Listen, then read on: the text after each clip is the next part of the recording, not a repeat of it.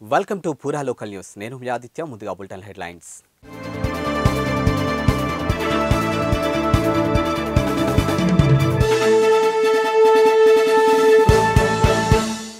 రాష్ట్రంలో కుమ్మక్క రాజకీయాలు నడుస్తున్నాయని AP Congress chief YS Sharmila విమర్శించారు. ఇక పాలకపక్షం ప్రతిపక్షం బీజేపీతో ములాఖత్ అయ్యారని ఆరోపించారు. ఇక కాకినాడలో సూర్యకళా మందిరంలో జిల్లా అధ్యక్షుడు డాక్టర్ పాండురంగారావు అధ్యక్షన పార్టీ కార్యకర్తలతో సమావేశంలో ఆమె మాట్లాడారు. ఇక బీజేపీతో వైఎస్ఆర్సీపీ కంటికి కనిపించని పొత్తు పెట్టుకుందని ఆరోపించారు. రాష్ట్రానికి ప్రత్యేక హోదాపై ప్రతిపక్ష నేతగా ఉన్నప్పుడు జగన్ మాట్లాడారని, అధికారంలోకి వచ్చిన తర్వాత దానిపై పోరాటమే లేదని తెలిపారు. ఇక విశాఖ రైల్వే జోన్ కూడా ఇవ్వలేదని, గంగవరం పోర్టులో రాష్ట్ర వాటాను అప్పనంగా ఇచ్చేశారని ఆమె ఆరోపించారు. ఇక విశాఖ ఉక్కు ఫ్యాక్టరీ మనుగడకు తూట్లు పొడుస్తున్నారు. ఇక స్టీల్ ప్లాంట్ను కేంద్ర రాష్ట్ర ప్రభుత్వాలు నిర్వీర్యం చేస్తున్నాయంటూ మండిపడ్డారు. ఇక రాష్ట్ర ప్రభుత్వం సాధించాలంటే కాంగ్రెస్ అధికారంలోకి రావాలని పిలుపునిచ్చారు. ఇక కాంగ్రెస్ అధికారంలోకి వస్తే ప్రత్యేక హోదాపై తొలి సంతకం పెడతానని అన్నారు. ఇక రాబోయే ఎన్నికల్లో ప్రతి కార్యకర్త సైనికుల్లా పనిచేయాలని పేర్కొన్నారు. ఈ కార్యక్రమంలో మాజీ కేంద్ర మంత్రులు ఎంఎం పల్లరాజు, జేడీ శీలం, మాజీ మంత్రి రఘువీరారెడ్డి, ఎమ్మెల్సీ గిడుగు రుద్రరాజు, కాంగ్రెస్ నాయకులు తదితరులు పాల్గొన్నారు.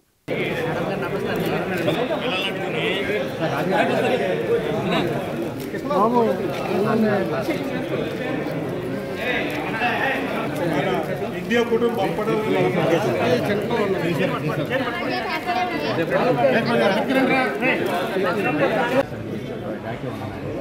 గోపాలరాము నా తమ్ముడు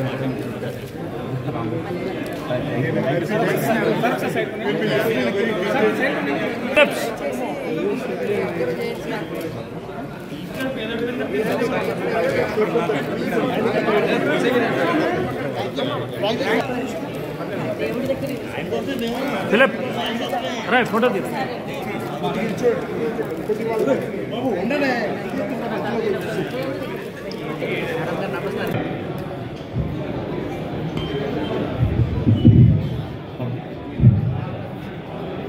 ఈరోజు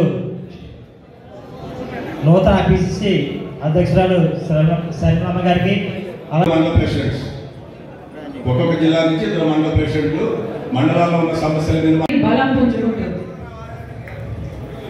కనుక మనకు వచ్చే అటెన్షన్ కూడా పెరిగింది. మీడియా వాళ్ళు ఉండాలి, స్వల్ప ఇబ్బందులు కలుగుతాయి, కొంచెం భరించాలి. పోలవరం ప్రాజెక్ట్ రాజశేఖర రెడ్డి గారి డ్రీమ్ ప్రాజెక్ట్. ఎప్పుడో 1941లో పోలవరం ప్రాజెక్టు కట్టాలనుకుంటే దాన్ని మొదలుపెట్టే సాహసం ఏ నాయకుడు చేయలేదు. రాజశేఖర రెడ్డి గారు ముఖ్యమంత్రి అయిన 6 నెలల్లోనే రాజశేఖర రెడ్డి గారు పోలవరం ప్రాజెక్టు కట్టాలి అని జలయజ్ఞంలో భాగంగా తన ముఖ్యమంత్రి అయిన అదే సంవత్సరంలో నవంబర్లోనే పోలవరం ప్రాజెక్టుకు శంకుస్థాపన చేశాడు రాజశేఖర రెడ్డి గారు.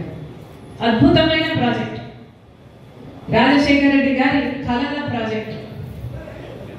8 లక్షల ఎకరాల కొత్త ఆయకట్టు, 12 లక్షల ఎకరాల పాత ఆయకట్టు స్థిరీకరణ, మొత్తం 20 లక్షల ఎకరాలకు నీళ్ళిచ్చే ప్రాజెక్టు పోలవరం ప్రాజెక్టు.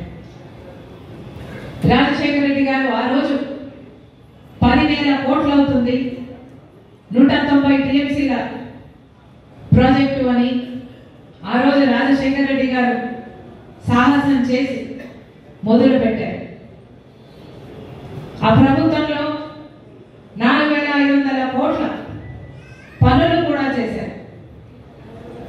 కానీ రాజశేఖర రెడ్డి గారు వెళ్ళిపోయిన తర్వాత మళ్ళీ ఆ ప్రాజెక్ట్ ఒక టీడీపీ కానీ వైసీపీ కానీ, అటు చంద్రబాబు గారు కానీ ఇటు జగనన్న గారు కానీ మళ్ళీ ఆ ప్రాజెక్టుని కదిలించలేదు.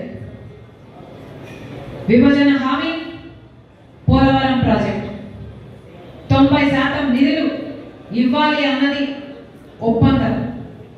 కానీ చంద్రబాబు గారు, కొత్త రాష్ట్రానికి ముఖ్యమంత్రి అయిన చంద్రబాబు గారు పోలవరం ప్రాజెక్టుకు కేంద్రం సాయం చేస్తుంది అంటే మీరు ప్రాజెక్టు కట్టకండి, మేమే కట్టుకుంటాము, డబ్బులు ఇవ్వండి అని మాట్లాడుతున్నారు. థ్యాంక్స్ ఫర్ వాచింగ్ పూరా local news, your choice for local voice.